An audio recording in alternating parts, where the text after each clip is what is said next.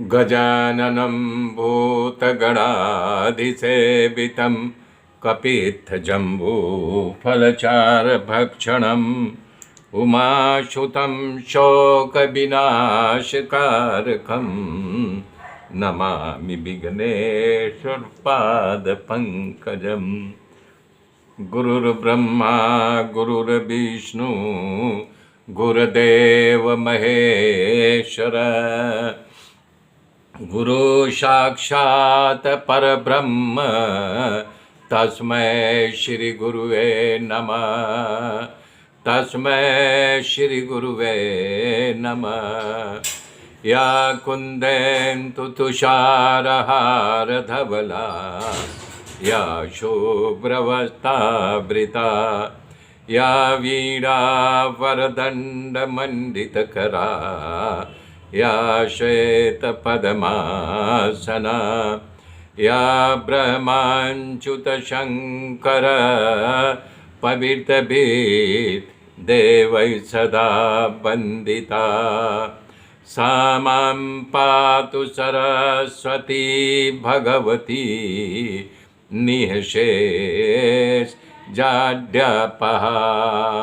निःशेषजाड्यापः।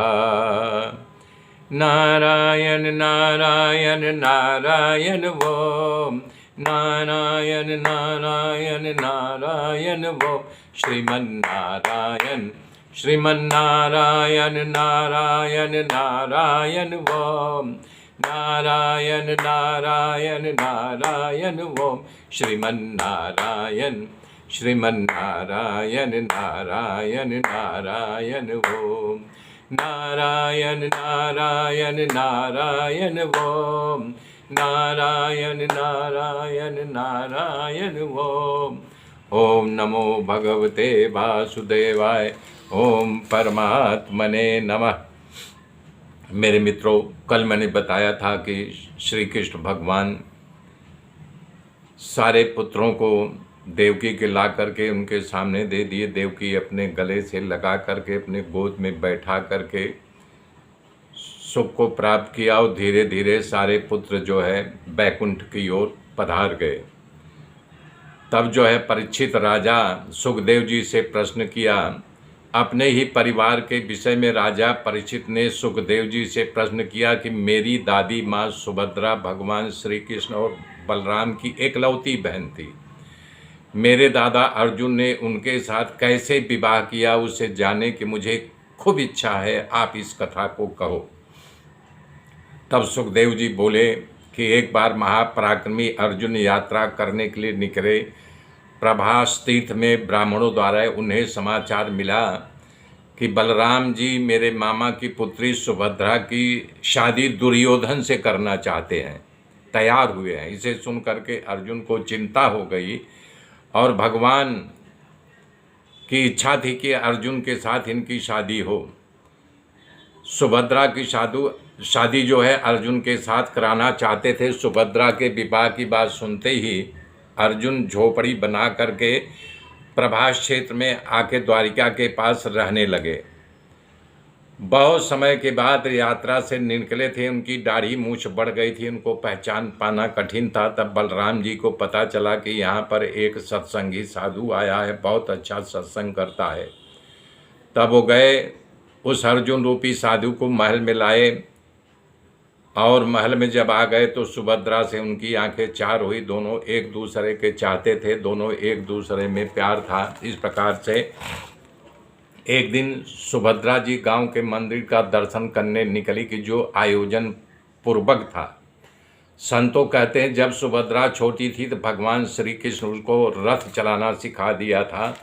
आजकल अगर कोई माता बहन बेटी गाड़ी चलाती है बोलते हैं वो देखो यानी कि औरत होकर के गाड़ी चला रही है, लेकिन क्रांति भगवान ने बहुत पहले कर दिया था। सुभद्रा को रथ चलाना सिखा दिया था। भगवान श्री कृष्ण सुभद्रा को रथ चलाने में इतना माहिर बना दिया थे, ऐसा लगता था जो कोई उत्तम सारथी हो। भगवान श्री कृष्ण का ये पूर्व प्लान था।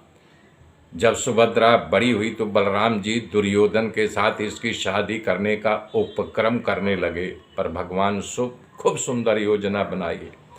अर्जुन को सन्यासी वेश में बुलाया और कहा कि तुम सुभद्रा रथ लेकर के निकले तो तुम पीछे रथ में बैठ जाना, रथ को सुभद्रा ही हाँकेगी, तुम नहीं हाँकोगी, तुम केवल रास्ता बताना।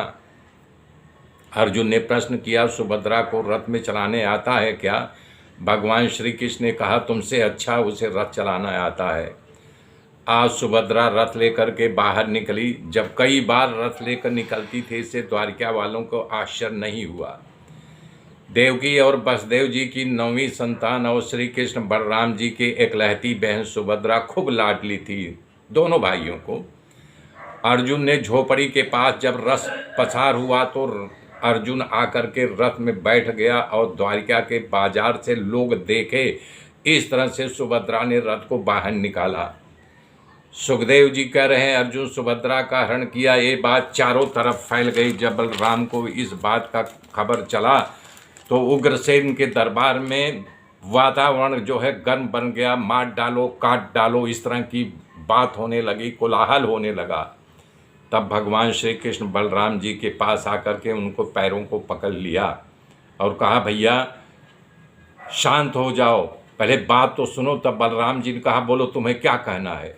भगवान श्री कृष्ण ने कहा, भाई तुमको अधिक क्रोध आ रहा है, जानना चाहते हो, क्रोध करना चाहते, बताओ। तुम्हें खबर है कि द्वारिका के लोग क्या बात कर रहे हैं?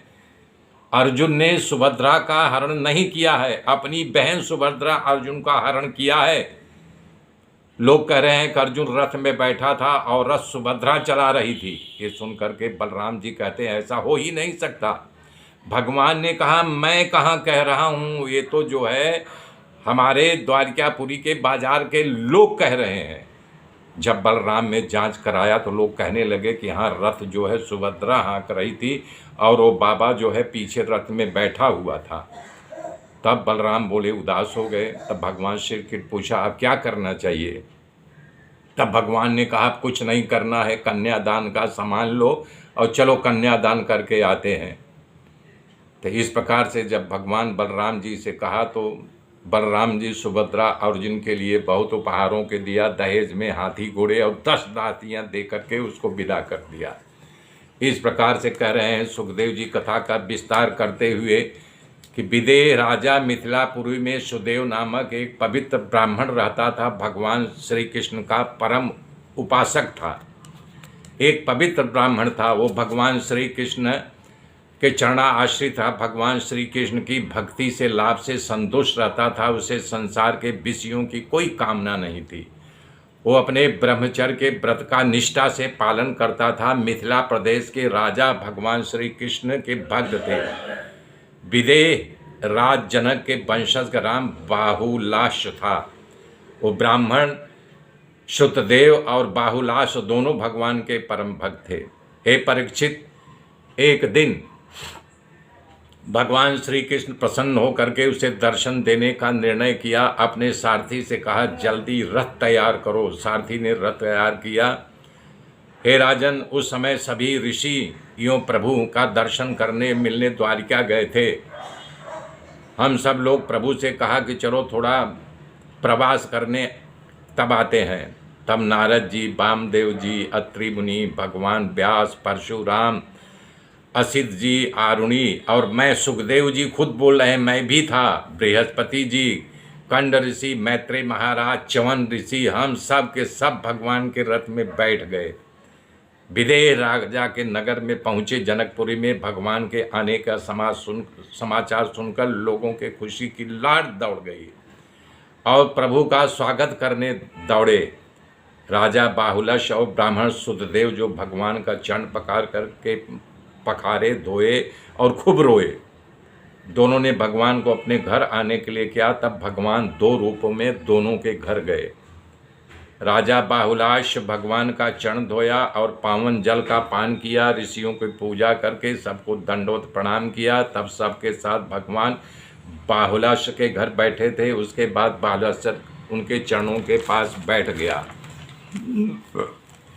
और प्रभु का चरण अपने गोद में लेकर कहा, प्रभु इस चरणों का हमको हमेशा ध्यान करते हैं। आज इन चरणों की सेवा दे करके हमको धन्य कर दिया है। हे प्रभु, आपको ख्याल है कि आपने एक बार कहा था कि मेरे पर श्रद्धा रखने वाला, मेरे आश्रित, मुझे अपने भाई बलराम, अपनी पत्नी लक्ष्मी तथा पुत्र ब्रह्मा से भी ज़्यादा प्यारा है।